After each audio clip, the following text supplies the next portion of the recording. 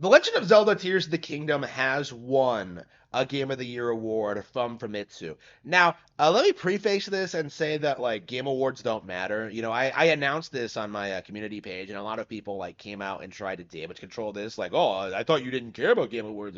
Like, the reality is that Game Awards don't matter.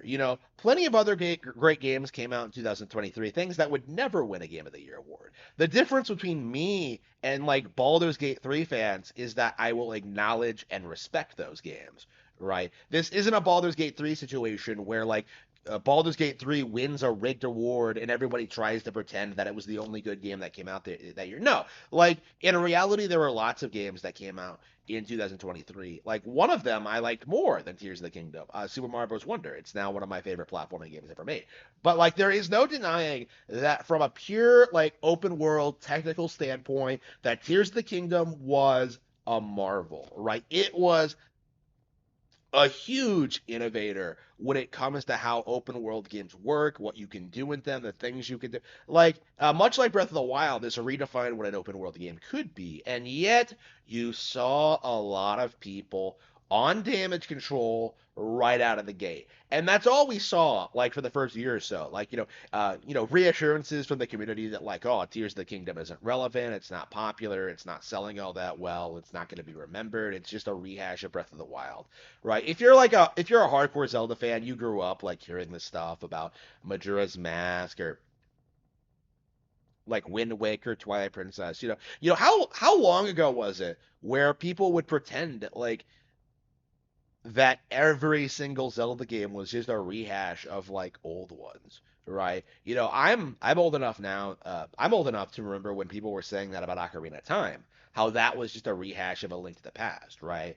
Like, which doesn't even make any sense. Like, that's such a weird thing to say, but that is like legit something that a lot of people like tried to push. And the reason for that was trying to diminish the Zelda brand and trying to downplay it. And it's kind of weird even now how you still have like this very stubborn denial among like non-Nintendo fans that Zelda is like the premier fantasy game.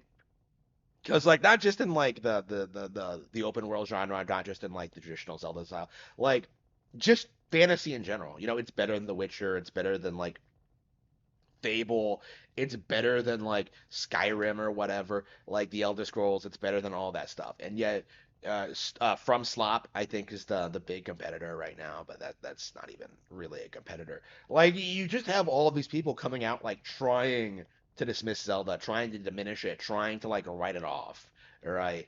And like the fact that they like seriously tried and put like Baldur's Gate 3 up against Tears of the Kingdom is laughable to me, right? Even now, that's kind of amusing to me because we've been seeing over the past couple of months, like, what was the narrative when Tears of the Kingdom first came out? Like, what was the general kind of like narrative about why it wasn't popular? Like, oh, the game isn't talked about enough, right? The game isn't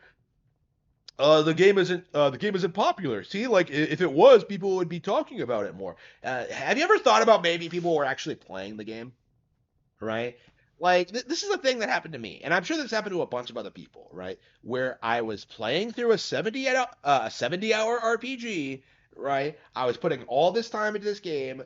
I was living my normal life on top of that. I was finishing a book at the time, Jaw of the Dragon. I was doing all this stuff in my personal life. Like, maybe have you thought about the fact that I don't necessarily take the time to talk about a game like that on V? In worry is being spoiled and worry of like whatever. Like I kind of regret streaming the game, honestly, because like someone told me where the Master Sword was. And that's like one of the greatest Master Sword pools in history, right?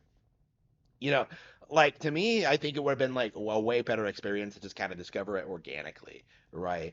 Just discover everything else organically. Like I love Tears of the Kingdom, but at the same time, like there was this very real like feeling that this game had so much mystery and so much like intrigue in it that like I did not feel the need to go on the internet and talk about the game, right?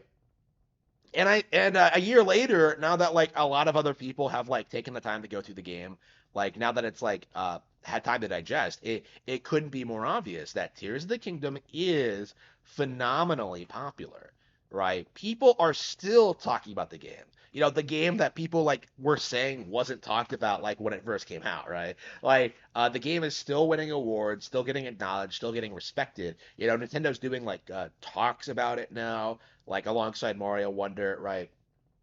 The game is, for anyone who isn't a complete pleb, a masterpiece in game design. Like I would argue, it's probably one of now one of my all-time favorites.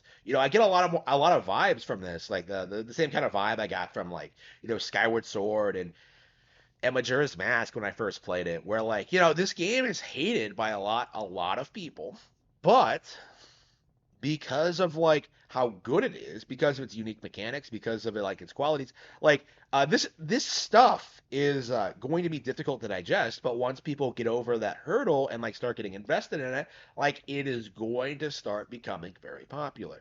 And we have started to see that. We are seeing people acknowledge Tears of the Kingdom as the best games of 2023.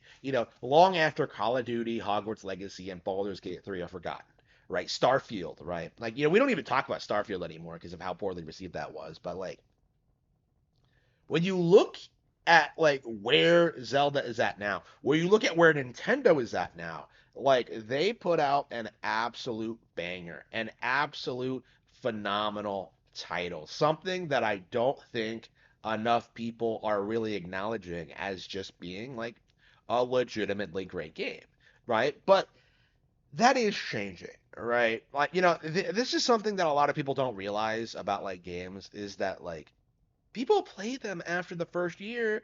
People play them after the first week.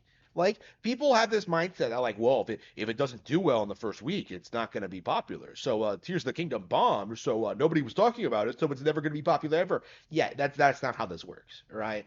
This game is going to sell and be relevant for years. The instant that people finish Breath of the Wild, right? I know people who have been playing Breath of the Wild regularly since it came out who haven't beaten it yet, right? uh, I know people like that.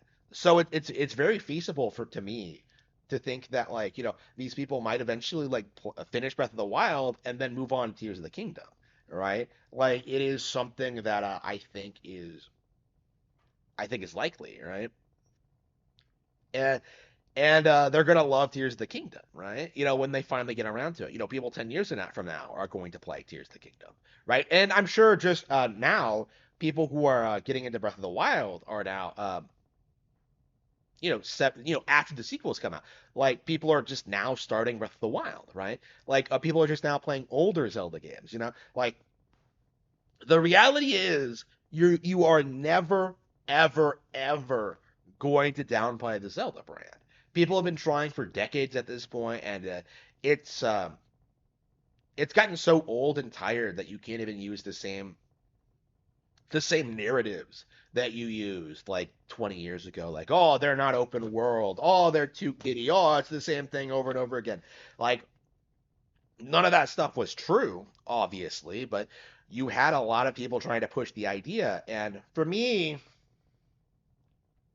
fans really need to acknowledge that video game journalists, fans, people on the internet, like they aren't to be trusted about this kind of stuff. Like Tears of the Kingdom was a great game regardless of what the industry tried to tell you.